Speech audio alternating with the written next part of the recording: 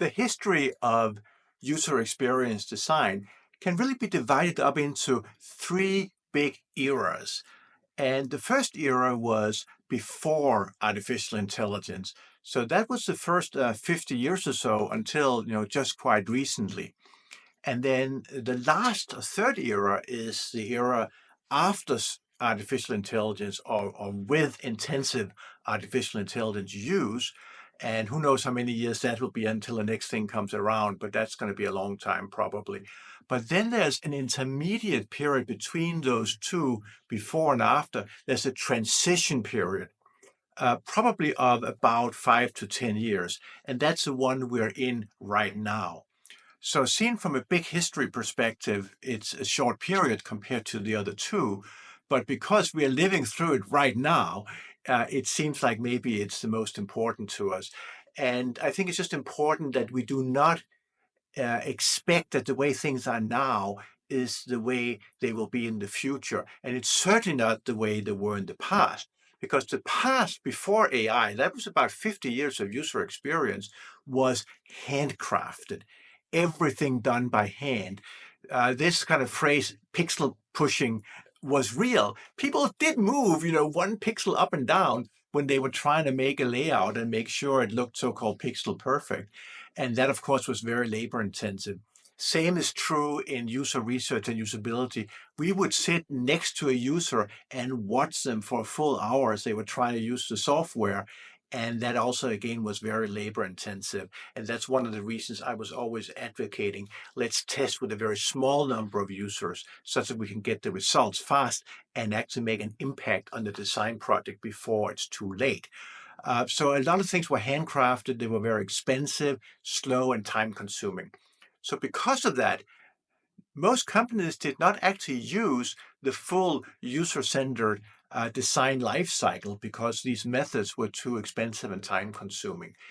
Once we move into the future and we have super intelligent AI, this is going to be very different because all of these lower level activities will be just done by AI, and therefore they will be very, very cheap. And therefore, many, many more companies will be able to afford them. And I really predict a glorious future for the quality of user experience because there will be so much more good work done because of AI. And there will still be plenty of work left for humans. We will just be much more productive, have a higher productivity because of augmentation with AI. And we do not have to worry about all this pixel perfect design. It's going to be perfect because it'll be done by a computer that by then will be super intelligent.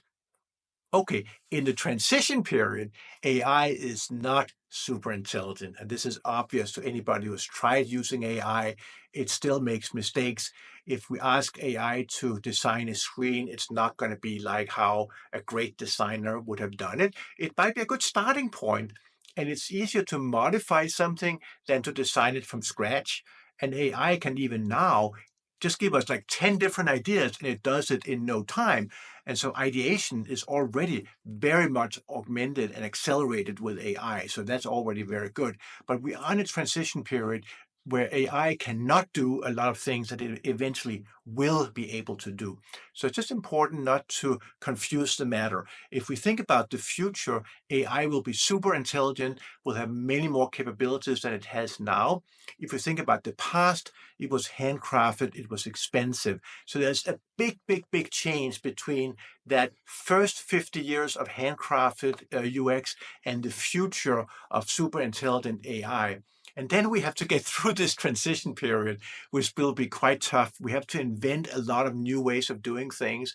Many of these things we invent may only last for a few years before AI gets so much better that we'll have to do things in yet another new way.